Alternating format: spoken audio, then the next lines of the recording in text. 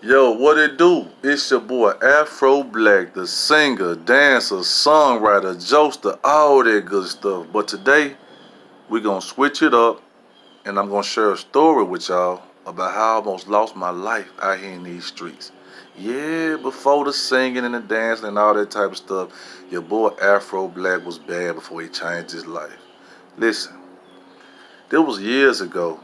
Years ago, man, I was bad. I don't know if y'all familiar with Memphis, Tennessee, but Memphis, Tennessee is a rough place. You know, it can be rough everywhere you go. But I'm from a neighborhood called Orange Mound. And if anybody watching this video from Orange Mound, they know exactly what I'm talking about. In Orange Mound, man, you got to be able to hold your own. You got to know how to fight. You got to learn how to adapt. Because if you don't, you like a sheep out there against the wolves, straight up. You're through. So let me get to the story.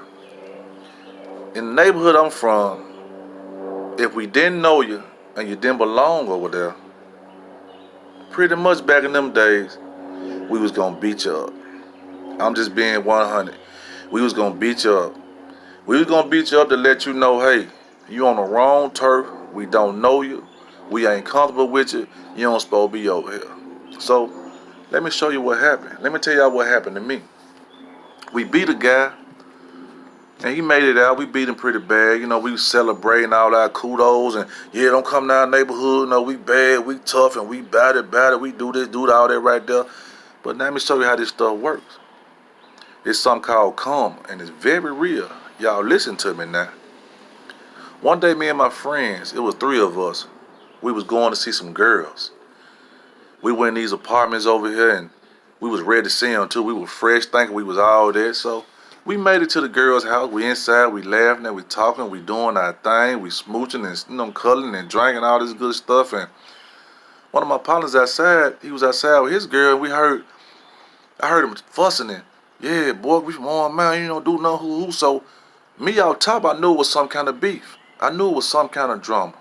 Off top, I knew it was some kind of drama. So I went out there and heard it, and I was like, yeah, you don't do nothing to my boy, fool. You don't do nothing. Well, it's on my mind, boy. We run y'all jump. We don't care y'all over here. We don't care your partner stay over here. We jumping. No feeling ourselves cocky, man. So we go back in the house. So now I want my quiet time. So no, I go outside with the girl I was with. So we talking, having fun, doing our smooch thing, chilling. All of a sudden I see five guys running toward me. Five of them. So when I see who it was, I put them deuce up. I start throwing them things. Boom, boom, boom. I'm talking about doing good. Boom, boom, dropping their ass. Boom, boom, just feeling myself. And all of a sudden I heard a squish. I was like, what the fuck was that? I heard another quick. Come to find out, I was getting stabbed. The first guy stabbed me with a screwdriver, went dead through my stomach. Another guy stabbed me in my side. Another guy stabbed me in my back. Another guy stabbed me in my back again. So only thing I know, I'm just fighting. I know they stabbing me now, so I'm just fighting. I'm still doing my thing, trying to keep them off me. You know, my boys tussling and all that. We tussling, we trying to do our thing. All of a sudden, my licks, they weren't feeling my licks no more. So I was like, man, my licks ain't fading. What's going on? I started getting dizzy. Everything started saying like, whoa. It was like everything going in slow motion. It was like everything going in slow motion, man. I just passed out, just fell face down. Boom!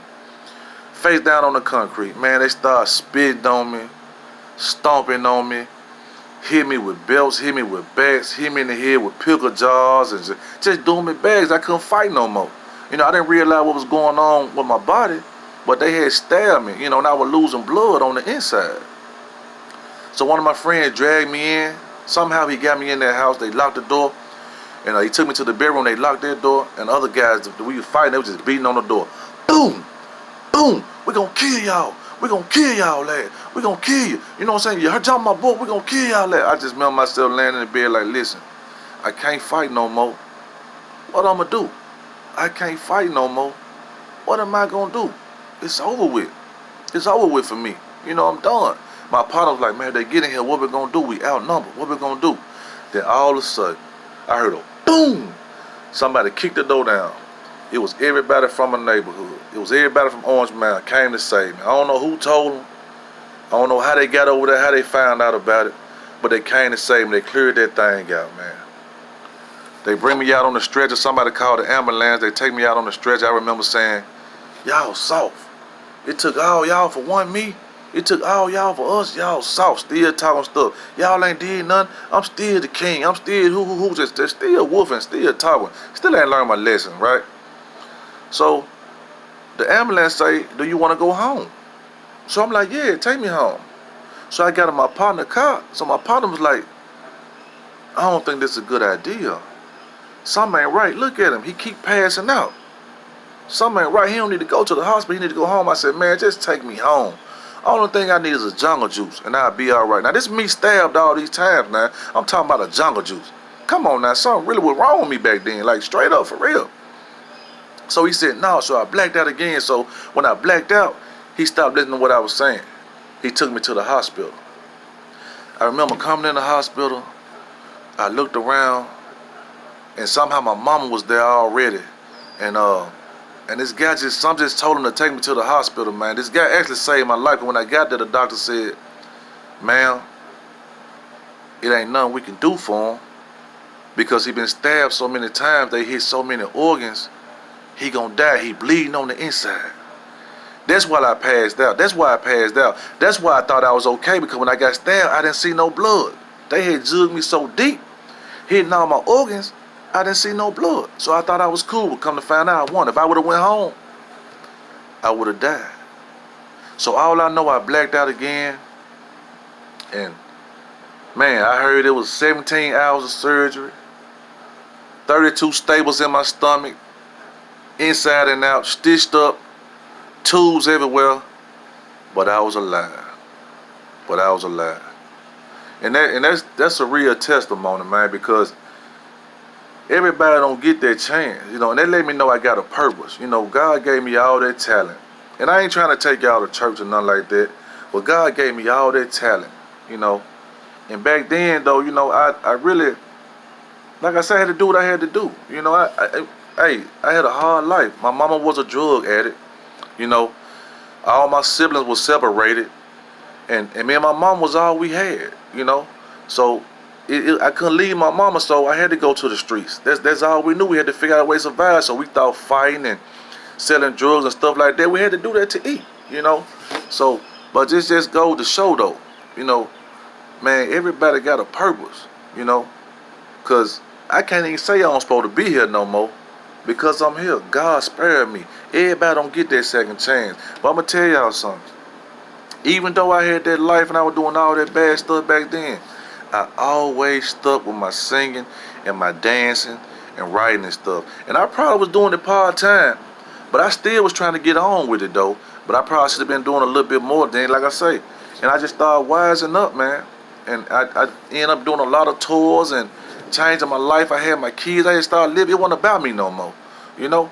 It was about my kids, man. It was about, if I perish, if I die, I'm going to hurt my, you know, my brothers, you know, I'm going to hurt my people. I'm going to hurt so many people. So I had to straighten myself up, man. You know, God going to figure out a way to straighten you up anyway. You know, calm or real, you know.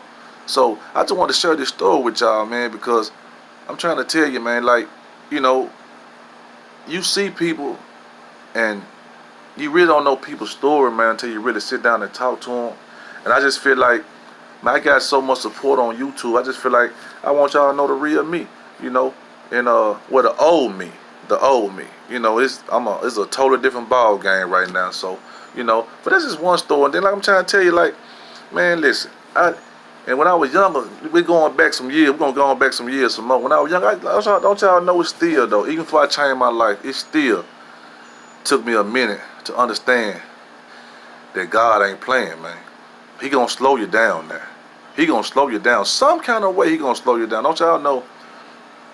During this same time, when I healed up after being stabbed, I went out there fighting again. Somebody came on our turf, went out there fighting again. We ended up chasing the guy, hogging the guy down, chasing, you know, beating him and all that stuff. So he ended up getting away. So I'm the only one still chasing. I'm chasing. So my people that I was with at the time was shooting at the guy. and ended up shooting me in the knee with a 357. Shot me in the knee with a 357. I almost knocked my kneecap off, man. I'm telling you, man, listen. What they say, a hard head make a soft ass. That's what they say. The guy almost shot my kneecap off. Went to the hospital. My knee was swollen this big, man. This big. And my leg was stiff. They made me stretch it out like this right here. And it was swollen. He said, hey, we got to bend this leg. Because we don't bend this leg, you're going to be paralyzed. Keep in mind how sore and big it was. Man, he bent it all the way back to my booty. I'm telling y'all right now. Boy, you seen all the bitch in me that day. I was, man, that shit was hurting. I don't care what nobody say. Boy, I tried to hold it in. I didn't cry, but I was screaming like a little girl, and I ain't scared to tell y'all. You know, there's just a little something about myself. But, hey, thank y'all for watching. And I just felt like, you know, I want to get on here today and just, you know, and let y'all know where I come from, you know, and just let you know that, you know, you can't judge no book by its cover, even though I'm not that guy no more, and I still don't really, you know, I just feel like back in them days I had to do what I had to do, man, you know, because my mom was on drugs, like I said, and all my siblings were separated, and they gave me a choice back then. Well, you better stay with us and leave your mama, knowing my mama needed help. You can stay with us and leave your mama, or we can put you in a foster home. No, we can let you go. So my choice was, listen, you might well put me in a foster home. I'm not finna leave my mama. All y'all turning y'all back on the woman. How she gonna get help? Y'all supposed to be trying to help her. Y'all turning your back on her, man. Come on. So me, being a teenager, I just told him, do what you gotta do. I'm not finna leave my mama. So we had to figure out, you know, what we had to do to survive. And time was hard for us, man. Like straight up. Time was hard, but we made it through. And now, did I have to be like that? No. I could have stayed with my grandmama. I could have stayed with some aunties, which I did at some time. But like I said, my mama couldn't come. I'm not coming. I'm her firstborn, Jack. I'm not finna leave my mama. I ain't happening. I ain't happening. I don't care what you say. If whatever gonna happen to my mama, gonna happen to me too. I wasn't finna leave my mama, man. And I stood by that. And me and my mama, we did everything we had to do to survive. I remember one Christmas, y'all. I'm gonna say this and I'm gonna get out of here. I remember one Christmas. Me and my mama, man, they had no power. This is a true story. We ain't had no power at all. None. But we had a hot plate, right? Like the little hot plate with the two eyes on it. Man, we asked the neighbor, could we run an extension cord? Real facts. Could we run an extension cord from our house to ours so we can do that hot plate? Man, we cooked that hot plate on. Me and my mama cooked the whole Thanksgiving dinner on a hot plate. On the little hot plate eye thing with the two eyes on it. Man, I'm telling y'all, we had spaghetti, fried chicken, string bean on a hot plate. Man, anything possible. I'm telling y'all. But I just wanted to share a little story with y'all, how I almost lost my life on these streets before I changed my life. But God gonna find some way to humble you, you know. And I got a lot of more stuff though. I'm telling y'all, I got some stories that'll make y'all cry. Like real talk. I've been through hell and back. I'm telling y'all, I've been through hell and back. But hey, I'm strong. They say God give his strongest battles. You know what they say. You know, y'all know what I'm trying to say. So no, they give his strongest battle to the strong. It's something like that. But hey, I'm still rocking, and I'm blessed, man. I'm blessed. And I just wanted to let y'all know some stuff about Afro, and I'll probably do another one of these, man. I really enjoyed letting y'all in, you know, on some of my life stuff, man. I think it's pretty cool. You know what I'm saying? We're pretty cool, man. So listen, y'all be blessed, and I want y'all to know, man. Hey, stuff get hard at times.